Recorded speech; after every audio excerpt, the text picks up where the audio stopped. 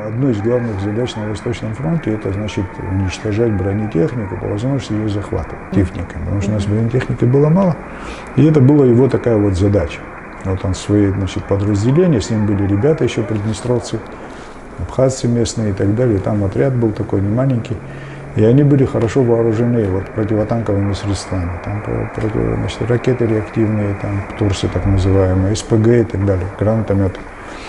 И вот он постоянно вот занимался тем, чтобы как-то вот поймать какую-нибудь там в засаду, там, захватить его целым или подбить потом еще на вид. Ну вот представьте, теперь танк, который весит 45 тонн, еще и вооружен, еще он в тебя стреляет. Конечно, он человек длинной воли, есть такое, знаете, понимаете, то есть когда человек не короткими какими-то шажками там или какими-то короткими идеями живет, он человек длинной воли, вот, и человек философского склада ума и очень рациональное мышление. Он родился абхазцем, он не стал абхазцем. Вы можете родиться в абхазской среде, в абхазской семье, говорить на абхазском, паспорт иметь написано, но вы не абхазец. Да. Есть другие, которые ими становятся. Даже есть люди не абхазской национальности, которые становятся абхазцами. Примеров много. Ну а он такой, он природный абхазец, и он и по сути, ну все в нем было абхазское.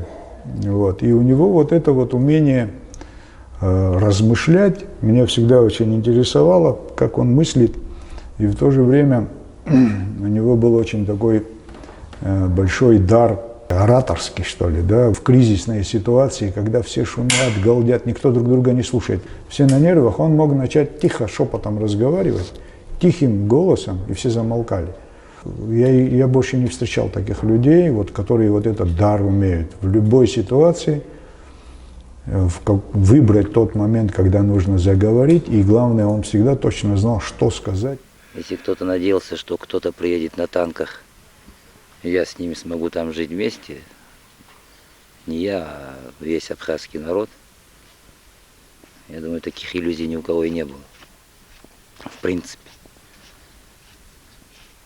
Но ведь на танках приехал образ жизни, и система внешне гораздо выгодная, гораздо более выгодная для тебя.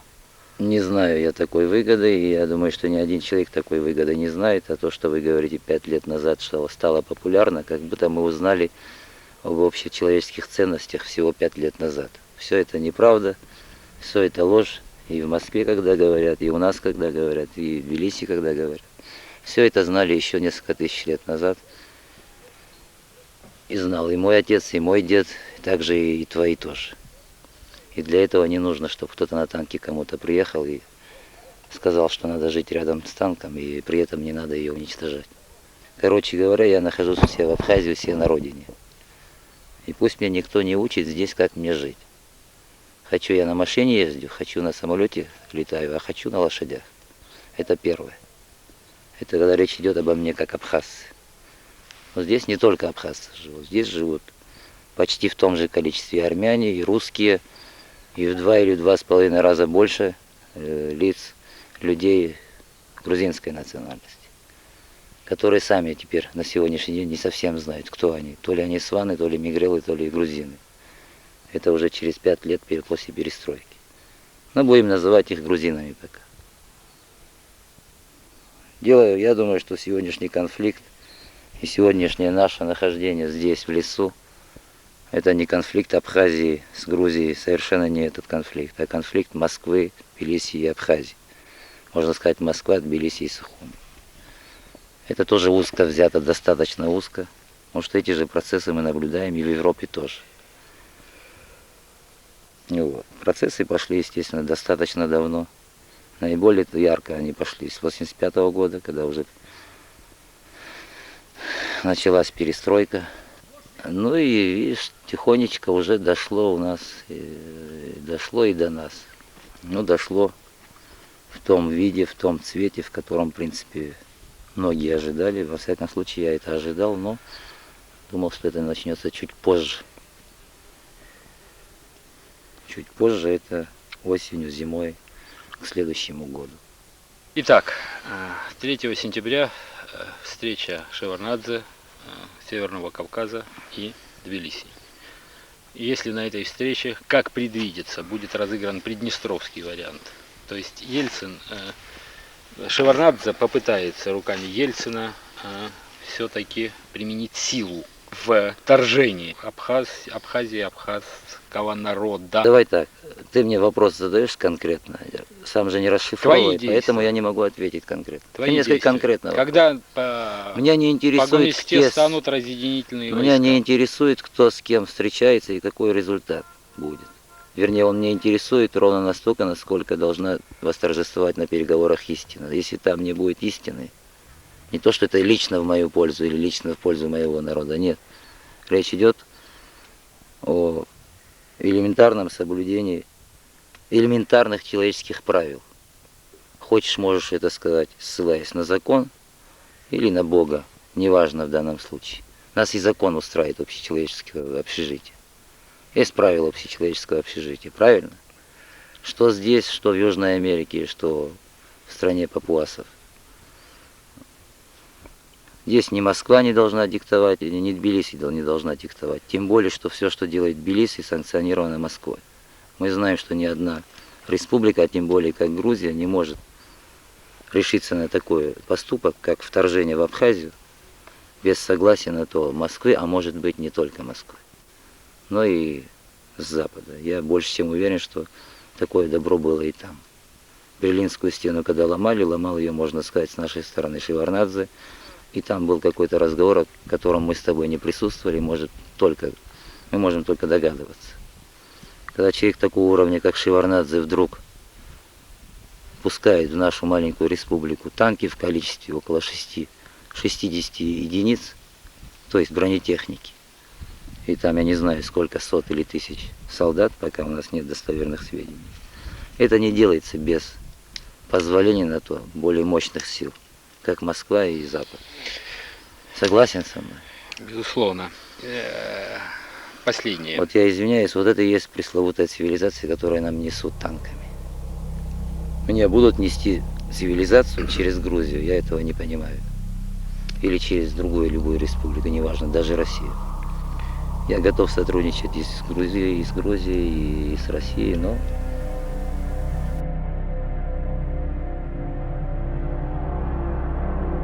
Показал способность как военного человека, твердого, мужественного.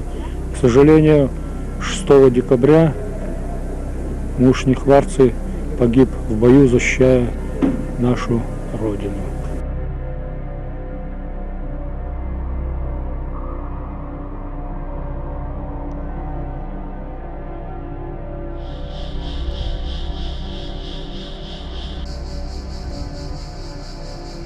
Во-первых, мне сообщили. Можно я здесь чуть-чуть распространюсь? Где-то в декабре месяце у меня пошел кризис в больнице. Вас ранили, да? А? Вы были ранены? Да, я был очень тяжело. Очень. Я не для камеры 9 месяцев пролежал, включая проблемы с протезом и так далее, но 1,5 месяца борьба шла, останусь, не останусь. Я абсолютно убежден, что на моем месте 90 из 100, 99, может быть, просто не выдержали бы. У меня было отменное здоровье, сердце у меня мощно. Я вытянул все это. Но вот в декабре вдруг кризис пошел. Он погиб 6 декабря, как вы знаете. Вот. И не могут понять, в чем дело. Так смутно помню. И одновременно вдруг перестали приходить люди. К вам? Да, навещающие. То есть все, кто в Москву приезжал по разным причинам, да, политики и просто люди. И, наконец, сами москвичи, абхазцы, которые навещали, это было хорошо на поток поставлено по отношению к раненым. Вот. И вдруг они перестали проходить. Я взрослый человек. Я сразу задался целью, а почему перестали? Причина могло быть 2. Надоело ходить, исключено. Надоело ходить? Неужели что-то случилось? То есть, чтобы в глаза не смотреть, люди избегали Но я тоже не хотел слабость показывать, то есть там и сестра была, и жена. Сам вопрос, слушай, а что люди не приходят? Может, что-то случилось? Как-то мне показалось не по-мужски. Я терпел дни, отсюда и проблемы. Потом я не выдержал, все предчувствие. Я хитро задал вопрос. Чего это люди перестали ходить? То есть я дал окраску, как будто бы я хочу, чтобы люди приходили. А в самом деле я хочу услышать что-то наводящее, чтобы ловить. Ведь если что-то случилось, значит, от меня скрывают в силу моего состояния. Мне надо было, как разведчику, вытащить какую-то информацию. Если я в лоб спрошу, может, что-то случилось, мне скажут, да нет, все нормально. Вдруг приходит ко мне Сергей Васильевич. Да. Его запустили ко мне. Я это сразу прикинул, что его могли запустить. Но могли и не запустить. А как мне это узнать? Ну, думаю, ладно. Он сидел у моих ног, мы долго разговаривали, вернее, он что-то рассказывал мне и тому подобное. А мне же другое, мне это все не нужно. Но спросить как... А он как раз был в Абхазии и приехал обратно. Это совпадение. Его неспроста, именно его запустили. Чтобы было правдоподобно, он как раз был в Абхазии. Долго я его слушал, а вот спросить, как там мой брат, было как-то не по-абхазски. А он ничего не говорит. Силен, я вам скажу. Он мне развел. Великолепно, классно, ну правильно сделал. А как? Я говорю, слушай, Сергей, говорю, ты же там был, ты, наверное, его встретил. Как он там? Небрежно, равнодушно. Он не вспомнил. Он-то все знает. Ну ты же его знаешь, и он, не могу вспомнить, какую-то характерную черту мужчины. Он ее сказал для убедительности. И я это проглотил с потрохами, извиняюсь. Потому что то, что он сказал, это знали, могли знать только очень близкие люди. А Сергей его знал постольку, знакомы были, но такой близости не было. То есть получалось, что он действительно там был, действительно его встретил, иначе откуда он эту черту характера? А значит, все нормально. Вот так он меня классно развел. И с 31 на 1 мне об этом сказали.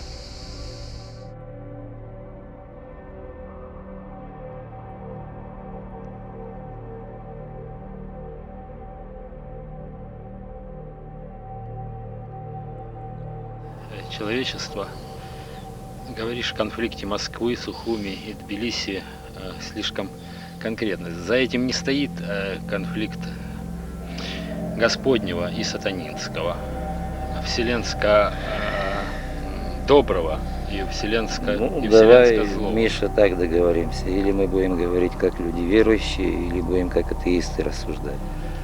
Но и ни то друг друга не исключает. Все равно это достаточно понятно. Память о героях – это то, что воспитывает молодежь, людей. Мужчина действительно был герой, но он, в отличие от многих, от природы был очень скромный.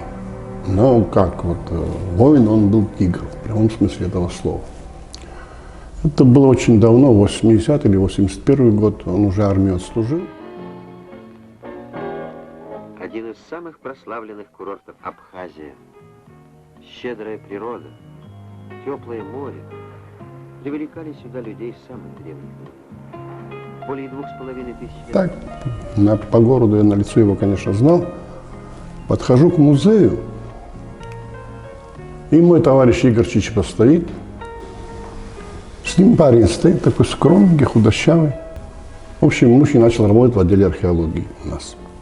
Вообще у нас был во всех отношениях очень хороший коллектив. И все мы вместе душой, как говорится, и сердцем переживали за будущее Абхазии. Ну, мы работали по своей теме каждый. От Мушни я очень много узнал о каменном веке. И я редко встречал людей, хотя многих знаю, которые так влюблены были в свое дело. Сначала он работал в Бомборской археологической экспедиции, которую Вадим Джани возглавлял. Она в Гудаутах на берегу моря, где Кистрик. Там древнейшее неолитическое поселение вообще на территории СССР. Потом он же всю западную и восточную Абхазию обходил, искал следы древнего человека. Ну, в селе Хуап на берегу речки Ихота он сделал лагерь, очень красивое место у входа в ущелье тоже очень живописное. А наверх холм, там пещера. Пещера Мачагу, так назвали, стоянка. Ну, пастух был такой. И вот там он раскопал мезолит, то есть средний каменный век. Они были важны для Абхазии? Для мирового значения памятник был. Любин, когда приехал, он специально на вездеходе, они поднялись туда. Это был профессор, академик, потом, по-моему, стал крупнейший специалист в СССР по каменному веку. И он сказал, это классика мировая, вот эти местности, ну, видел, там пещеры много, навесы, ущелья, живописная природа, вода рядом. Здесь, он говорит, мы сделаем, говорит, всесоюзную базу, ну, чтобы люди приходили, практиковались, и в том числе наши кадры тоже, они обкатывались, это же, без этого науки не бывает.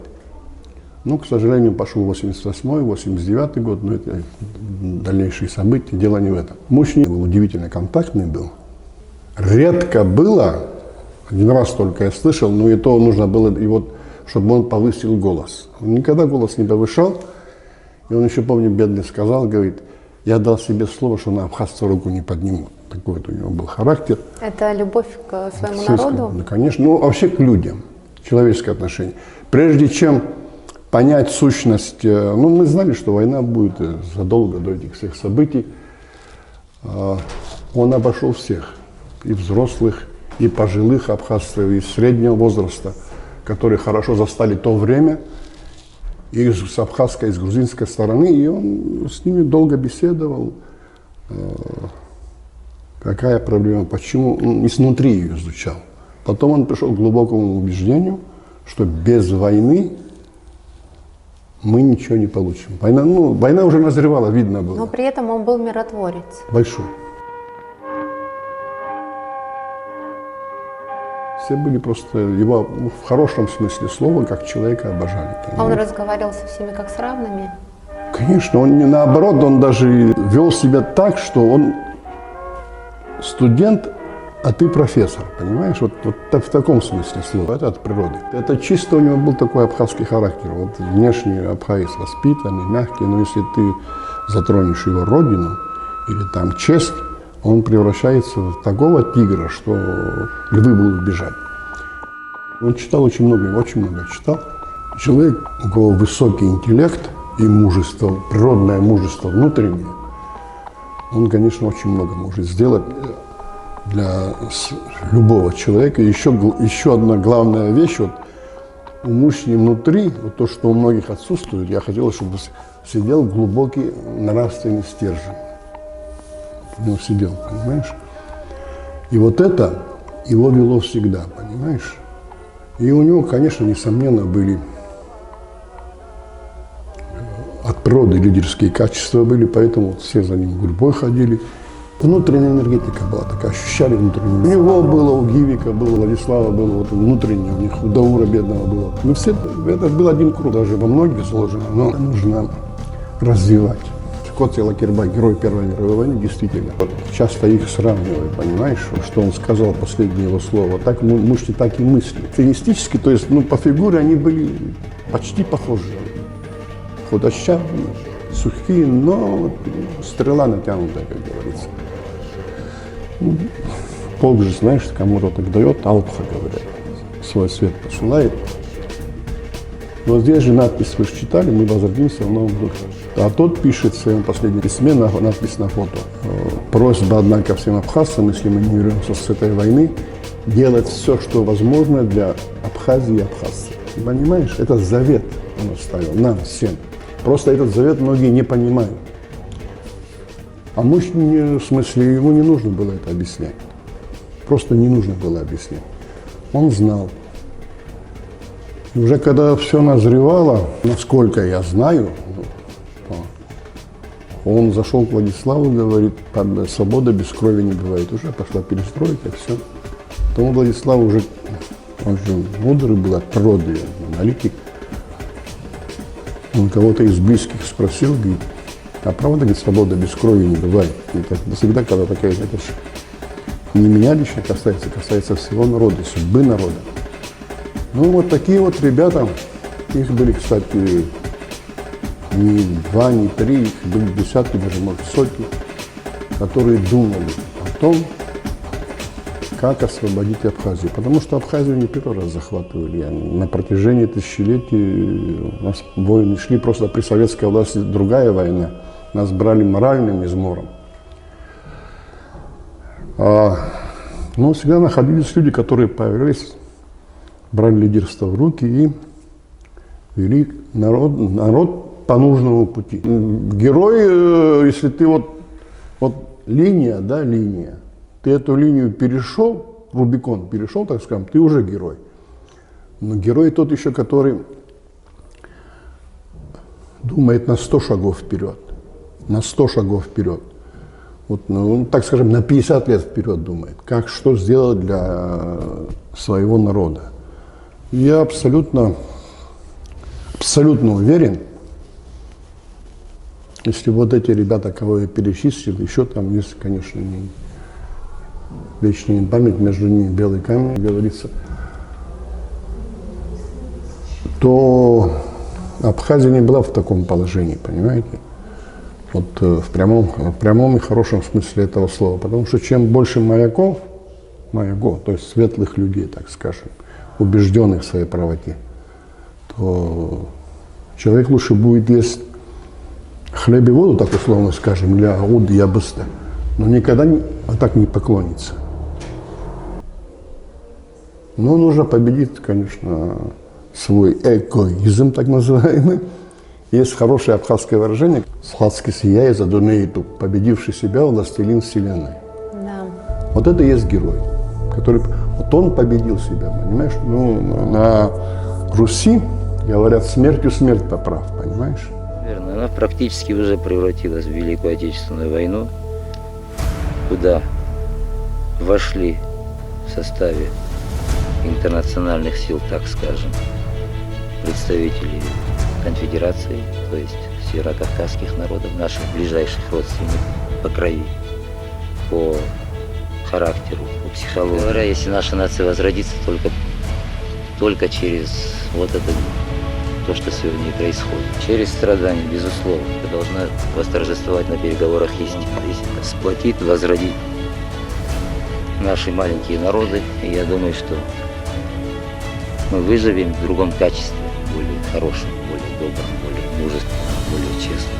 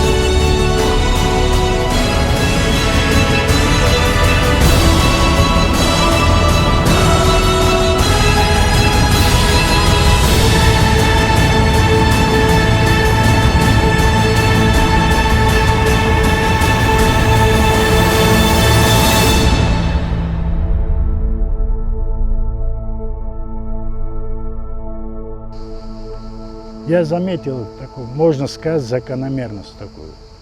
Выдающиеся личности, да, лидеры, однозначно Келешпей, видно.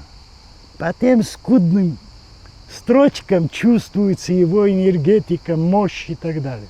Ровно через 100 лет, ну, плюс-минус. Нестор. Ребята, этот человек что творил со своими ошибками, а и Киришпей ошибался. Если не ошибся, его не убили.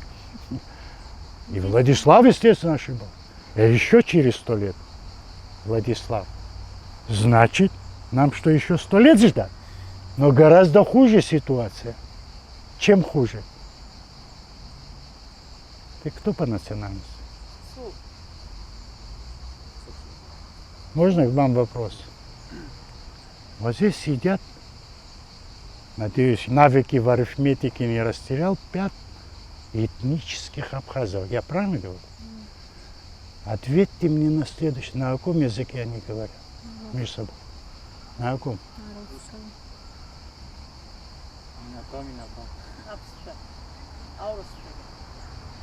Всем двойка. Неправильно. На чужом. Это кардинально меняет ситуацию. На чужом. Владислав и Киришпей могли быть.